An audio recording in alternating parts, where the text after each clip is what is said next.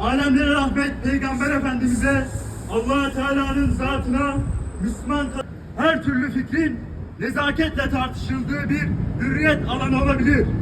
Lakin milyarlarcasının inancına dil uzatmadık. Halal getirmedik. Aynı saygı uzanan eli kırarız. İslam'a uzanan eli kırarız. İslam'a uzanan eli kırarız. Bu eylem Türk Ceza Kanunu'nun bu sürecin sonuna kadar takipçisi olacağız.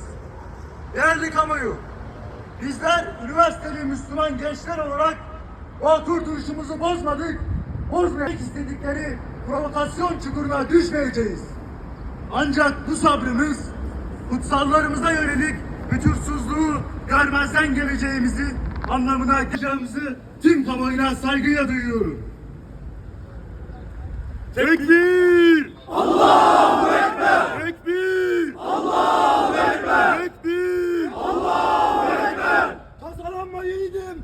Tasalanma yiğidim! Zaman bizden yana! Duman bizden yanadır! Son durak! Son bizden yanadır! Allahu Ekber! Allahu Ekber! Tekbir! Allahu Ekber! Tekbir! Allahu Ekber! Muhammed Resulullah! Muhammed Resulullah! Muhammed Resulullah! Muhammed Resulullah! Tekbir! Allahu Ekber! Tekbir! Allahu Ekber! Tekbir! Allahu Ekber! Akıncılar burada, kafirlere geçit yok. Akıncılar burada, kafirlere geçit yok. Akıncılar... Tekbir! Allahu Ekber! Tekbir! Allahu Ekber! Tekbir! Allahu Ekber!